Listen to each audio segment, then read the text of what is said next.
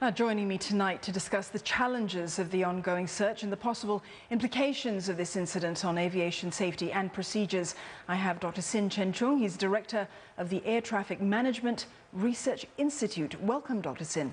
Good evening. Dr. Sin, Indonesia believes that the plane may be at the bottom of the sea. That's what they have said so far, at least. If it is indeed at the bottom of the sea, could that be one reason why we haven't detected any signals from it?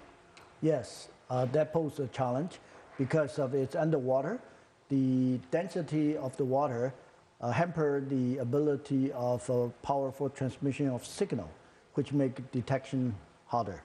All right, so for equipment that can detect, such signals from underwater at least, how effective are they really?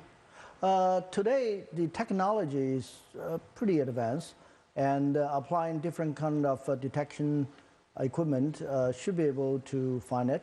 I would, however, pointing to the other side, meaning the black box. I hope, personally, that the transmission power of the black box should be increased so that it could be easier to be detected. Right, so are you saying that the way that they make black boxes today, it isn't necessarily strong enough?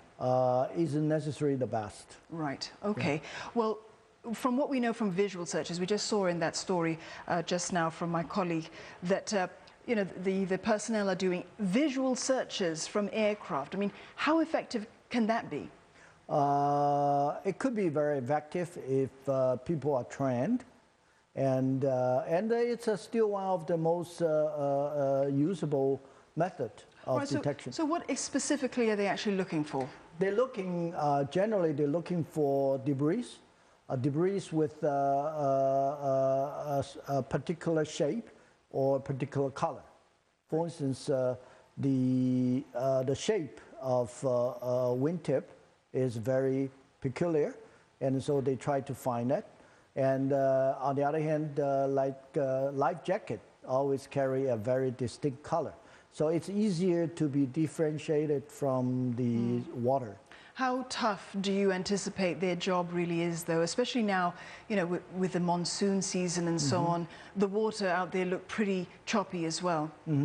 The concern is if the rainy season really comes and nonstop, it would hamper the search because of the visibility would be reduced, and also the drift of the current could carry the debris away further and further from the real site.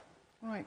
What are the chances, Dr. Sin? I mean, it may sound improbable, but if the plane did indeed crash and it crashed intact, would that pose a greater challenge in actually discovering it? Yes, it would make detection more difficult, because if it's intact, then that means you don't see debris floating around.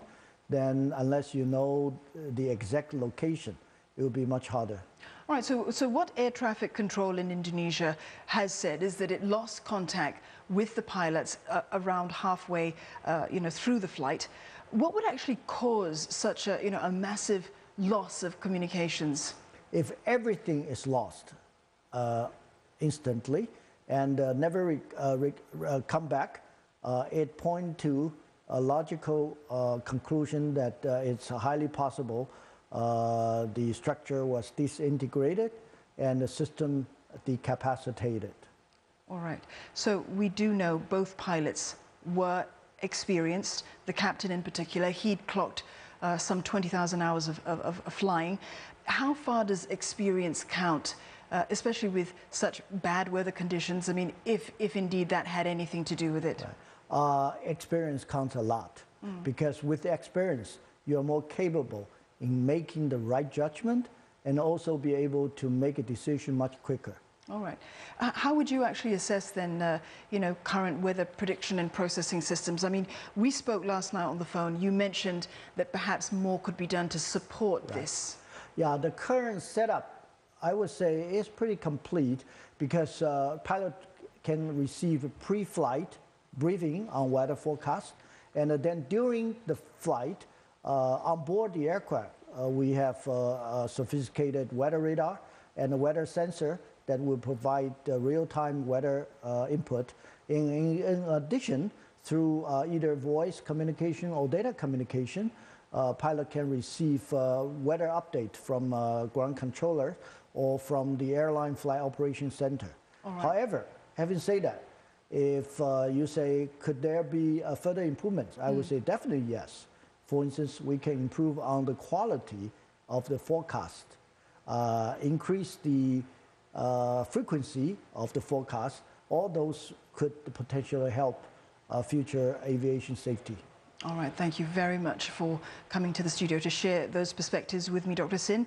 I've been speaking to Dr. Sin Chen Chung, Director of the Air Traffic Management Research Institute.